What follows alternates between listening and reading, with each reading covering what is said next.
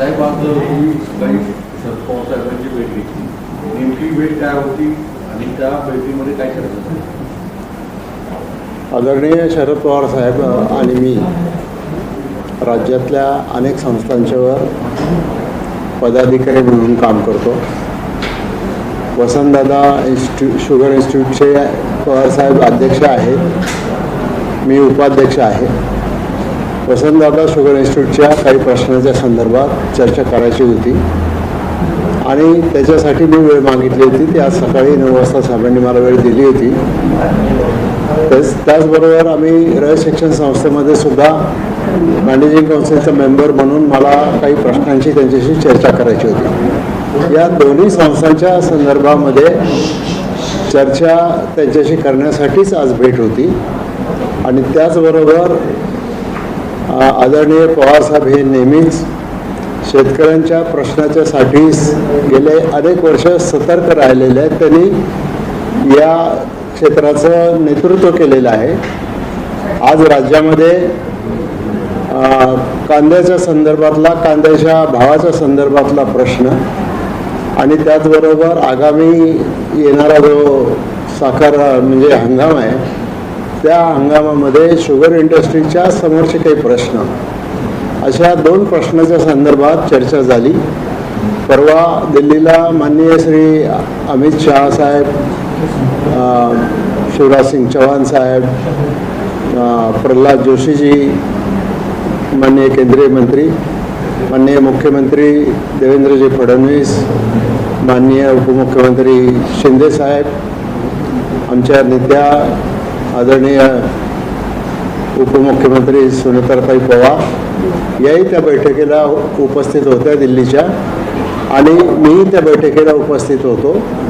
तर त्या संदर्भामध्ये महाराष्ट्रातल्या शेतकऱ्यांच्या वतीनं आणि साखर व्यवसायाच्या वतीनं जे काही डेलिगेशन माननीय मुख्यमंत्र्यांच्या नेतृत्वाखाली गेलेलं होतं, त्या संदर्भात सुद्धा त्यांनी या सर्व प्रश्नाच्या संदर्भामध्ये चौकशी केली आणि त्याचीच चर्चा आज आदरणीय साहेबांना सांगितली. दिल्लीमध्ये आता परवाची मीटिंग झाल्याच्या नंतर माननीय अमित शहा साहेबांनी कांद्याच्या संदर्भात आणि शुगर इंडस्ट्रीच्या अडचणीच्या संदर्भात आम्ही 10 दिवसांमध्ये निर्णय घेतो असं म्हटलं होतं. तर 10 तारखेपर्यंत तो निर्णय येईल असं मला वाटतंय आणि त्याच्यासाठी केंद्रामध्ये वेगवान हालचाली सुरू आहेत. तर त्याही प्रश्नांचं ब्रीफिंग आदरणीय पवारसाहेबांना दिलं, कारण त्यांनी गेल्या अनेक वर्षात या शेतकरी, शेतमालाचे भाव, मग कांदा असेल, ऊस असेल, बाकीची पिकं असतील, याच्या संदर्भामध्ये पवारसाहेबांनी लक्ष घातलं होतं. साहेबांच्या प्रकृतीच्या कारणामुळं त्यांच्यावर काही मर्यादा आल्या होत्या. त्यावेळेला माननीय अजितदादांनी त्याच्या संदर्भामध्ये लक्ष घातलेलं होतं. तेच या क्षेत्राचं लिडरशिप करायचे. आम्ही सगळे एकत्रितपणानं सहकारी चळवळ, शेतकरी आणि सामान्य माणूस याच्या संदर्भामध्ये आम्ही जी चर्चा करून निर्णय घ्यायचो, योग्य त्या फोरमवर हे विषय मांडायचे. तर त्याच्या संदर्भात आदरणीय पवार साहेबांना सगळी माहिती दिली. त्यांना एक विचारलं, तुम्हाला आणखीन काही आम्हाला याच्यामध्ये सुचवायचं आहे का? तर एवढं बोलणं झालं आहे, याच्यापेक्षा दुसरं कुठल्या विषयावर बोलणं झालेलं नाही. आज विधानपरिषदेच्या निवडणुकीचा अर्ज मागे घेण्याचा शेवटची दिवस आहे. अवघे 3 तास शिल्लक राहिलेले आहेत. या अनुषंगाने शरद पवार यांच्या काही लोकांना उमेदवारी अर्ज मागे घेण्याच्या संदर्भात किंवा आता जी काही परिस्थिती आहे त्या संदर्भात काही बोलणं झालं? असं आहे की आम्ही ज्या वेळेला या संस्थांच्या कामकाजाच्या संदर्भामध्ये भेटतो, त्यावेळेला आम्ही राजकारणाची चर्चा अजिबात करत नाही.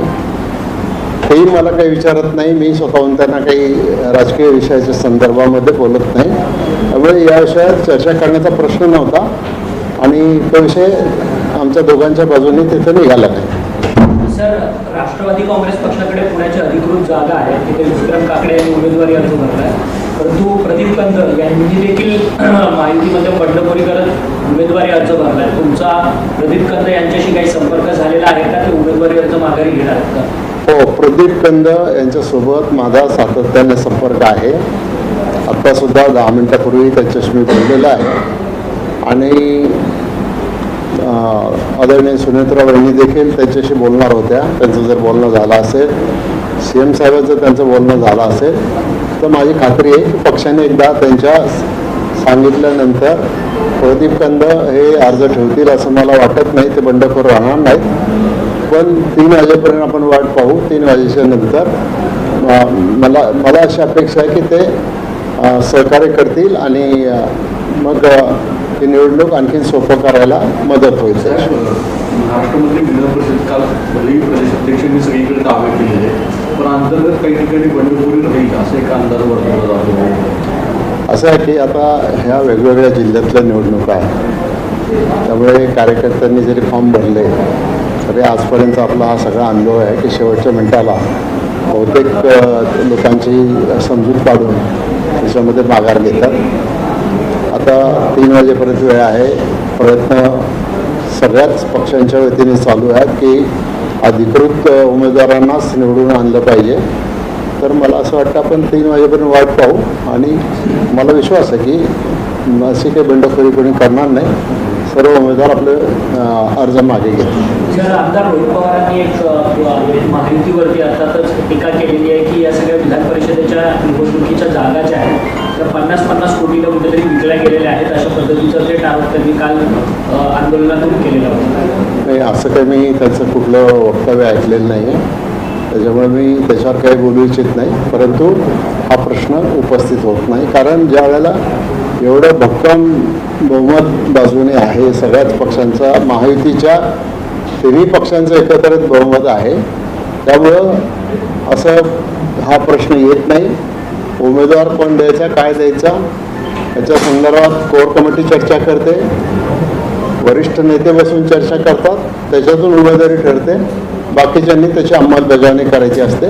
त्यामुळे असा काही प्रश्न आहे असं मला वाटत नाही. तुम्ही शरद पवारांची पिढीच्या मारासंदर्भामध्ये चर्चा केली सांगितलं, मात्र दुसरीकडे त्यांच्या पक्षाकडून आंदोलन सगळीकडे होताना पाहायला मिळतं. असं आता पक्ष आहे, पक्षाची भूमिका वेगळी आहे. शेतकऱ्यांच्यासाठी सत्तेत असतात त्यावेळेला पवारसाहेब शेतकऱ्यांच्या प्रश्नाच्या संदर्भात निर्णय घेत असतात, पुढाकार घेत असतात.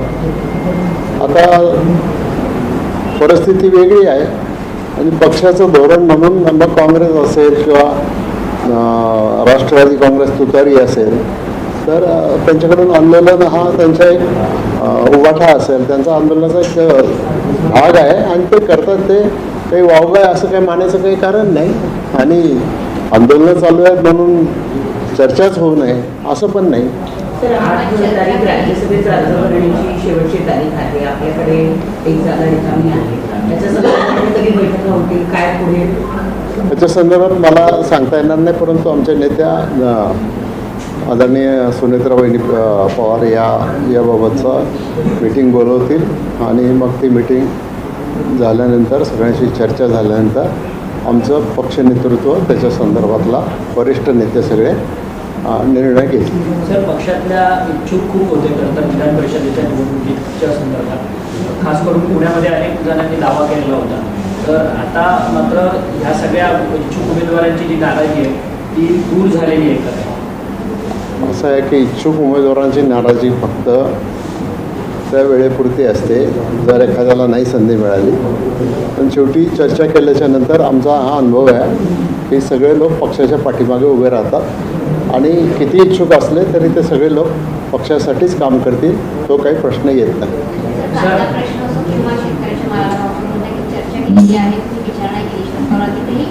सल्ले दिलेले आहेत का त्यांच्या अनुभवाच्या आधारावर आणि इकडे आंदोलन करत असले तरी दुसरीकडे त्यांची जी आतापर्यंतची अभ्यासपूर्ण बैठक आहे त्याच्यामध्ये सल्ले दिले. असं आहे की परवा दिल्लीला जी मीटिंग झाली तर दिल्लीच्या मीटिंगमध्ये राज्य सरकारच्या वतीनं शुगर इंडस्ट्रीच्या वतीनं जे काही प्रश्न केंद्र सरकारच्या अखत्यारीतले आहे त्याच्या संदर्भामध्ये राज्य सरकारने पण त्याचं एक निवेदन किंवा एक कम्युनिकेशन दिलेलं आहे केंद्राला आणि कांद्याच्या प्रश्नावर सुद्धा एक राज्य सरकारने आपली मागणी नक्की काय राज्याला पाहिजे हे माननीय मुख्यमंत्र्यांनी मांडलेलं आहे. त्याच्यामुळं त्याच्या कॉपीज ज्या आहेत त्या पब्लिक डोमेनमध्ये आहेत, त्याच पवारसाहेबांना दिल्या. त्यांना ही विनंती केली की आपल्या आणखीन काही सजेशन असतील तर आम्हाला सांगितलं तर आम्ही त्या दिशेने सुद्धा प्रयत्न करू. सर, आता मीटिंगमध्ये राजकीय अन्वयार्थ काढले गेलेले दिसतात का? पवारसाहेबांच्या भेटीचे तुमच्या सकाळच्या लगेच राजकीय अर्थ काढले गेले? याला काही राजकीय अर्थ नाही. मी अतिशय स्पष्ट सांगितलेलं की ही बैठक किंवा ही भेट फक्त आणि फक्त संस्थात्मक प्रश्नांच्या संदर्भात आणि शेतकऱ्यांच्या प्रश्नाच्या संदर्भात, शुगर इंडस्ट्रीच्या प्रश्नाच्या संदर्भात एवढीच होती. आणि आम्ही जेव्हा भेटतो त्या वेळेला ज्या विषयाशी संबंधित बैठक आहे तेवढंच विषय आम्ही चर्चा करतो. दुसरी चर्चा मला काही करायचा अधिकार पण नाही आहे. पक्षनेतृत्वाने सांगितलं तर एखादी गोष्ट वेगळी, परंतु आज काही तसा प्रश्न नाही आहे. त्यामुळं काही अन्वयार्थ काढायचं काही कारण नाही. It is very clear.